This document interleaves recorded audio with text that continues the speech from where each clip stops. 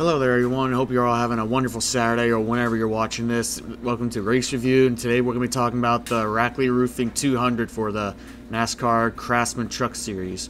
So last night was the 13th race of the 2023 season for the NASCAR Craftsman Truck Series. It is at the Nashville Super Speedway, 150 laps, 200 miles on the 1 1/3 concrete D-shaped oval. Well, no, it didn't start off without a hitch. No, Nick Sanchez started on pole for the second time this season. He didn't know they got off. No, Nick Sanchez got out front, and then we got some early action in the race. No, on lap 5, Hailie Deegan, she ended up clipping the apron, and she ended up spinning out. She took out, well, I shouldn't say she took out on purpose, but she hit Lawless Allen. Then going through 3 and 4, she hit the wall. Lawless looked like he was gonna save it, but he ended up overcorrecting and ended up hitting Jack Wood, which was unfortunate for Jack. Looks like he was going to get out of that, no problem, but Allen ended up overcorrecting it. So unfortunate for all those three. Ended up having a short, I guess short good days, I guess you can say. Okay. But anyway, that mess gets all cleaned up. Then we go to lap 10. The green flag drops. Sanchez gets back out in front. Then immediately we have another caution for Lawless Allen. Lawless ended up blowing a tire going into turn 1, and he ended up hitting the wall due to the contact with Egan earlier in that lap 5 caution. But also, he was out. Unfortunately for Lawless, even though bad day gone worse. And Lawless ended up having some choice words for Hailie. This is from Jared Haas over. I believe this is from Frontstrech Media. Jared Haas with Frontstrech.com, down here with Lawless Allen. Very tough start to the race. What happened with the contact between you and Hailie Deegan? I don't think there's much to say. She's talentless and just sailed it off in there and wrecked me. Like, it's lap, 3, and you're already sailing it in there. Like, I just don't understand what the move was about. It's not the first time she's wrecked me. She does it to fucking everybody, so it's what it is. Now I understand where Lawless was coming from. However, I don't think Lawless has too much room to talk. No, he's no better or worse than Hailie. So I guess for Lawless, and I understand his frustration, but he has no room to talk. So anyway, the race gets back. Lap 17. Sanchez and Carruth. They're on the front row. Sanchez gets by. Carruth. Going into turn 3, I believe it is turn 3 or 4. He clears. Here's Carruth, and they both practically take off from the rest of the field. I mean, Sanchez, Carruth, they dominated at stage 1. Sanchez was out in front. Carruth, he hung in there with them. Those were the two fastest trucks in the early part of the race. With clean air and all that. They were leading the race, and then it says here Zane Smith, joins the battle with 10 to go. In the stage, Zane caught up to him out there. They were racing through lap traffic, and great time for Roger Carruth as he was getting ready as he passed Nick Sanchez coming off turn 4, going into lap 30. So on lap 36, coming off turn 4, going to lap 37, Raja ended up passing Nick Sanchez. However, at the same time, Raja ended up losing fuel pressure, in the back of his truck, and he started falling back, which really unfortunate for Raja. Raja looked like he was gonna have a good day, and that good day done gone bad. So. He got back out there. Unfortunately, he was like 30-some laps down by the time he got back out there. So, again, good day gone bad for Raja. Hopefully he has more or good days just like this one. Although while there was some misfortune for Raja Carruth, there was some good fortune for Zane Smith. Zane Smith ended up passing Nick Sanchez for lead on lap 38. And he led the rest of the way to win stage 1. So this is a good bounce back for Zane so far.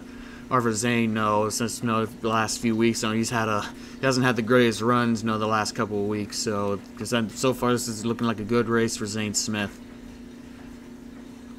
So also, we have green flag pit stops. Corey Heim wins the race off pit road, and he goes ahead and he leads us off into. Actually, no.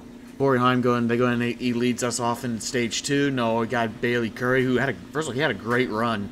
Bailey Curry did this race. He was in the top 10. Actually, I think he might have been in the top 5 all day. That race. Bailey had a great run for somebody who's not run a whole lot this season. Bailey had a great run this week. At Nashville. So good for Bailey.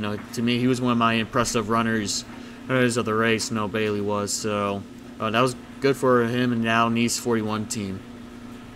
So anyway, no, they lead off in stage 2. No, Bailey and Corey are racing. No, Corey ended up taking the lead away from. Yeah, Corey took away from Bailey. There's a lot of E's at the end and those names there. So he goes and he takes the lead, and we get further into the race, and lap 73, Ty Majeski, another E ending name. And he ended up, I guess he had like an electrical problem, and he ended up pulling off into the infield. They said he was in the Cup garage. He didn't know where he was going. To be fair, I wouldn't know where I'd be going either. So, unfortunately for Ty, he had that bit of an incident there. Well, not say incident, but it's a misfortune on his end there. But I guess that can happen to anybody, with an electrical issue. So the race is still going without a hitch. Even though with Majeski, going off track, but no caution until lap 84. That's when Stuart Friesen, coming off turn 4, spun himself out, and then he ended up sitting on the apron, so they threw the caution out for that. And then they go ahead and they make their pit stops. But Matt DiBenedetto, he stayed out. And it benefited him good because on lap 93, Daniel Dye ends up spinning out, and he ends up collecting Brett Holmes, and then he ended up hitting Lane Riggs, and then Lane ended up not holding the brake down. He ran back up into Brett Holmes. So unfortunate for those three guys being involved in an incident, but I guess bad time for them. But it was good for Matt DiBenedetto and also Corey Heim, as Corey ends up winning the second stage under caution, and Matt finished third in the. I believe it was third into that stage there, so Matt got a lot of good points out of that one for that race. So we go back racing again on lap 102. Corey Heim goes ahead, takes the lead away from Carson Hocevar. But there's a short green flag run as Dean Thompson ended up racing Christian Eckes, and he ended up it was a racing deal between him and Eckes, and they both bump, and Dean gets the short end of the stick, and he ended up hitting the wall, and that ruined Dean's day. So unfortunate for Dean, after having a good run at Charlotte, didn't seem like he's been having the greatest time out there recently. So hopefully he'll bounce back for him. But anyway, get back racing on lap 110. Carson Hocevar and Corey Heim, they're both out in front, and Carson got a big push from Zane Smith, and that's all pretty much looked like Carson needed. Has 40 laps to go. Carson got out in front, and Carson for the most part didn't have to look back, as he ended up getting by Corey, and he led out there. He had a big lead, but unfortunately for him, Zane Smith was catching up on him. He passed Bailey Curry, and he ended up passing Corey Heim too at the same time. Not the same time, but but he looked like he was catching him, and then fortunately, looked like Carson was gonna get a second win, and then the old caution, my friend, came out as with 10 to go. Stuart Friesen and Christian Eckes, they get into it, and they both spin out on the front stretch. And now here we go, getting ready to have looked like a 3-lap shootout, as the top 6 stayed out. They got on their old tires, while everybody else came down pit road. I think there was only 18 trucks, I believe, on the lead lap. So, it was going to be fun for the most part, to watch, see what happens. And with 3 to go, Hocevar got a big jump on Zane Smith. Zane, as he said, he's not great on restarts. Not saying that Zane's bad, but it showed, because Carson stayed out in front, and he ended up winning his second race of the season and second of his Truck Series career, with Zane Smith finishing his second, and Nick Sanchez coming home in a close third with Zane. He was one of the guys that took the new tires, and looked like, I thought he was going to get second there coming off of 4, but unfortunately, Zane beat him out. So anyway, that was the good race there for the top 3. I'll post the top 10 right next to me, and for me, to be honest, this race, it was a pretty decent race. It was a nice race. It was average, I guess you can say. Nice to average to nice, I guess you can say. There were some impressive runs, like I said, with Bailey Curry earlier in the show. He had a great run, top 5 about all day. Jake Drew, who's making his first start in the Truck Series, for Thorsport and 66 truck, he ran great all day. He ended up finishing 12th.